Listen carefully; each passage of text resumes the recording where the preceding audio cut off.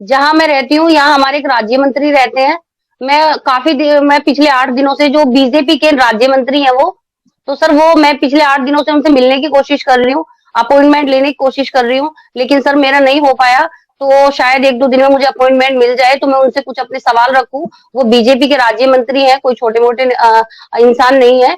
तो सर देखिए, एक तो हम ये कर रहे हैं, दूसरा पीआईएल हमने फाइल की थी, हमें दिवाली के बाद की डेट मिली है। तो जो मामला कानून का है वो तो अदालतों में है। अब देखिए दिवाली के बाद एट द एंड रिजल्ट क्या आता है, वो सर हम उस पर तभी बता पाएंगे जब कुछ रिजल्ट हमारे फेवर में होगा या अगेंस्ट में होगा। दो ही काम हो सकते हैं सर। जी। लेकिन अभी तो हमने सर एक मुहिम चलाई है कि सब ट्विटर पे अपना अकाउंट खोले, क्योंकि जितने भी नेता लोग हैं ये हैंडल करते हैं ट्विटर को, ट्विटर पे ये रिस्पॉन्ड भी करते हैं, ट्विटर ये देखते भी हैं ज्यादा से ज्यादा।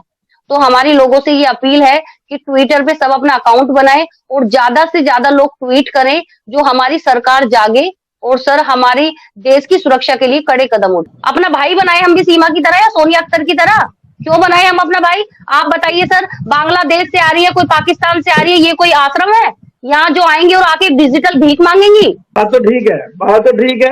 इस तरह से तो फिर सारी दुनिया के भिखारी इधर ही आ जाएंगे और सारे 140 करोड़ है, हम एक एक रुपया देंगे तो भी 140 करोड़ के आसामी हो जाएंगे। हमारे साथ पुश्ते नहीं कमा सकते 140 करोड़ रुपया सर। और सीमा का गला पकड़ के उसे बागा बॉर्डर पे या नेपाल में फेंक के आए, वो अच्छा तरीका रहेगा? या हम उनसे हम्बल रिक्वेस्ट करते हैं विद जॉइन द हैंड?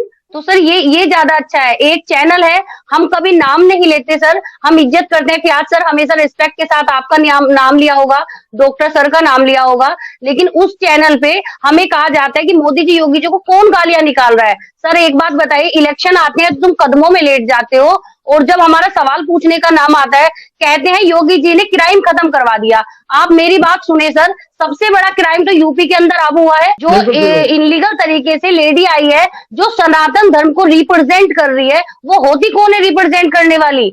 हम सनातनी मर गए क्या सारे रिप्रेजेंट करने के लिए? बताइए। और जब हम किसी के चैनल का नाम नहीं लेते, कोई, अब आपने देखा होगा मर्चेंट सर को जब से आप लोगों ने समझाया है, वो हमारे चैनल पर भी किसी का नाम नहीं लेते। तो सर देखिए जी, इस तरह से झगड़े कभी खत्म नहीं होंगे। तुम कहते हो कि सरकार क्या करेगी, भाई क्यों नहीं करेगी सरकार? जब सरकार एनकाउंटर करवा सकती है, मतलब अब वो अदालतें खत्म कर दी सरकार ने कि अदालतों में कोई फैसला होगा नहीं, सीधे एनकाउंटर कर दो, ठीक है? तो सरकार सीमा है अगर कोई भारत से नहीं भगा सकती? बताइए। खुद वो जेड सिक्योरिटी के साथ चलते हैं, मिडिल क्लास लोग हैं सर, हम तो अपना स्कूटी और बाइक पे जाने वाले लोग हैं, तो क्या हमारी जान को खतरा नहीं है? फिर हम कानून हाथ में ले लें? सरकार कानून हाथ में ले सकती, लेकिन हम नहीं। एक और बात है, अगर आप सरकार से, गवर्नमेंट से सवाल नहीं करेंगे या उसकी परमिशन नहीं दी जाएगी तो फिर फ्रीडम ऑफ एक्सप्रेशन किधर जाएगा? वो क्या, वो सर हम कोर्ट के अंदर जाते हैं सर, लिसन टू मी, हम कोर्ट के अंदर जाते हैं तो सुप्रीम कोर्ट का लॉयर हो चाहे हाई कोर्ट का लॉयर हो, वो क्या कहता है कि जी नहीं, हैदर के अगर तुम बच्चों के लिए लड़ते हो तो इंडिया के अंदर ये आईपीसी लगती है, ये उनके पास सिटीजनशिप नहीं है, तो पाकिस्तान का लॉ इंडिया में क्या करेगा? हजार तरह की वो हमें आईपीसी समझा देते हैं, हजार तरह के हमें आर्टिकल्स बता देते हैं। तो फिर हम करें तो करें क्या? हमारे पास राष्ट्र जो लास्ट चारा है वो बचता है मोदी जी और योगी जी से रिक्वेस्ट करना, वो हम रिक्वेस्ट कर रहे हैं। कौन से हमने गोली बंदूक तान दी सर उनके ऊपर? जो एक चैनल पे बैठ के सिर्फ ये होता है, योगी जी को ये बोल दिया, मोदी जी को, सरकार इसमें क्या करेगी? भाई क्यों नहीं करेगी सरकार? इसमें इंटरनेशनल मैटर है, अगर सरकार नहीं करेगी तो तुम और हम करेंगे क्या? सरकार का राइट बनता है कि वो कानून को इम्प्लीमेंट करे और शहरियों के हकूक का तहफ़्फ़ुज़ करे और उनके जो लीगल क्वेश्चन है उसका रिस्पॉन्स करें। ये उनकी जिम्मेदारी है, उन्होंने एक ओथ लिया हुआ इस बात का, तो ये तो लीगल बात है, इसमें तो कोई ऐसी बात नहीं है। बिल्कुल जी कविता मैम, जी अदालत में ये एडमिट है गुलाम हैदर की बीवी के नाम से, बच्चे एडमिट है, हैदर भाई के बच्चों के नाम से एडमिट है, ठीक है? रही बात एपी सिंह की, एपी सिंह ने सोनिया अख्तर को कौन सा इंसाफ दिला दिया? सिर्फ पब्लिसिटी के लिए। एपी सिंह भाई को ऐसा तुमने क्यों बोला? भाई एक बात बताइए, और क्या बोले हम एपी सिंह को? और उस दिन मोदी जी को ये नहीं पता, योगी जी को ये नहीं पता, इन लीगल तरीके से पाकिस्तान की घुसपैठियां सिक्योरिटी के मुंह पे तमाचा मारते हुए भारत के अंदर घुस आती है। क्या सरकार बहरी है? क्या सरकार गूंगी है? जो एक शब्द नहीं निकल रहा। आज मैंने योगी जी की एक वीडियो देखी, तो योगी जी क्या कहते हैं उसमें, सनातनियों को दिमाग ब्रेन वॉश करने के लिए वो बोलते हैं कि अब लोग कहेंगे, सुबह के टाइम हेडलाइन आ जाएगी, साक्षी क्राइम एंकर साक्षी ने फियाज रामे के चैनल पर बैठकर योगी जी को टारगेट किया। तो आप एक बात बताइए सर, वो कह रहे थे कि हमारी 5 साल की मेहनत पानी में चली जाएगी, तुम लोग हमें वोट करें और ये मुस्लिम कंट्री बन जाएगा, और ये मतलब वही हिंदू मुस्लिम वाली बातें। ठीक है सर, मतलब ये नहीं दिख रहा कि मतलब तारों के रास्ते से जब सीमा आ सकती है तो और कहीं देशों से आतंकी भी आ सकते हैं, गरीब लोग मारे जा सकते हैं, मासूमों की जान जा सकती है, हमारी यूथ का नुकसान हो सकता है, तो क्या सर ये देश के फेवर में नहीं है? बिल्कुल सही बात है। और अगर भारत की पहले ही 140 करोड़ आबादी है, तो भारत ने इतने लोग बुला के क्या करने हैं बाहर से ट्रेसपासर?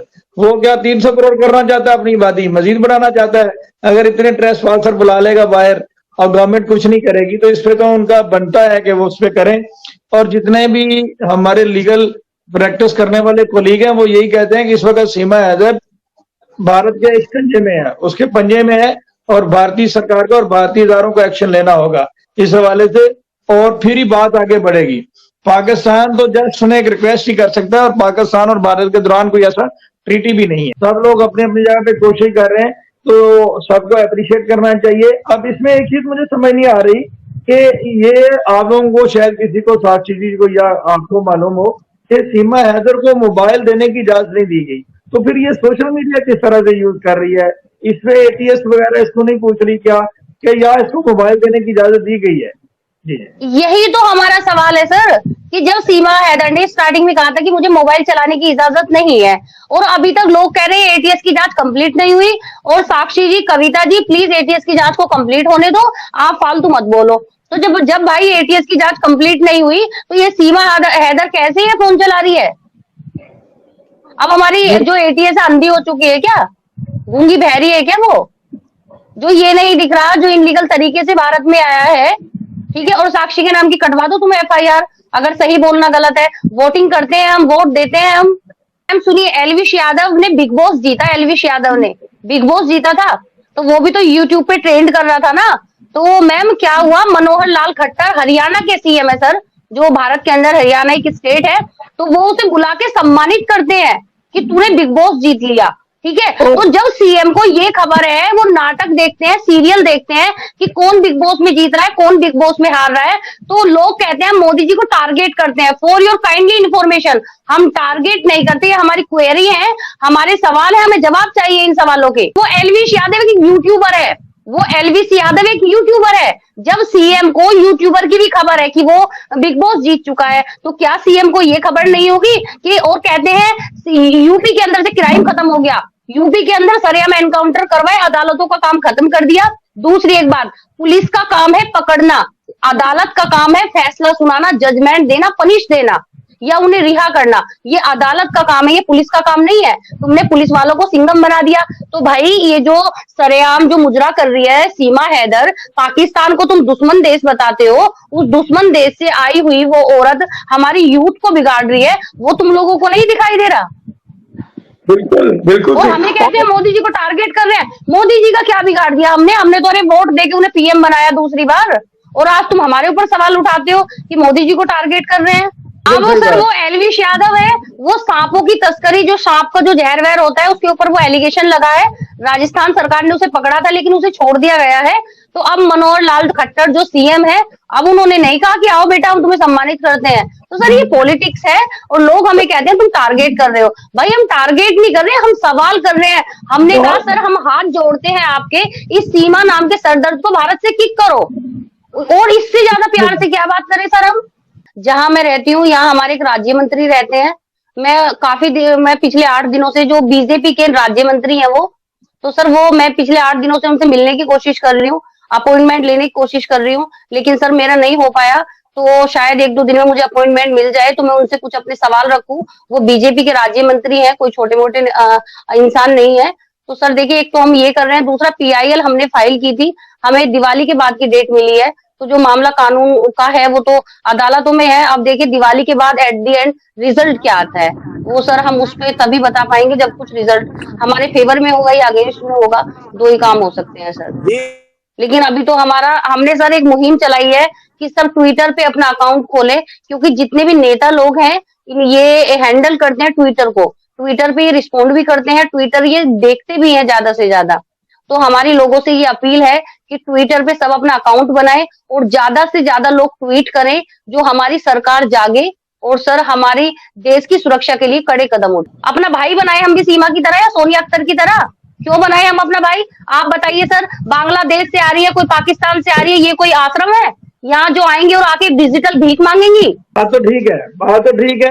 इस तरह से तो फिर सारी दुनिया के भिखारी इधर ही आ जाएंगे और सारे 140 करोड़ है, हम एक एक रुपया देंगे तो भी 140 करोड़ के आसामी हो जाएंगे। हमारी 7 पुश्ते नहीं कमा सकते 140 करोड़ रुपया सर। जी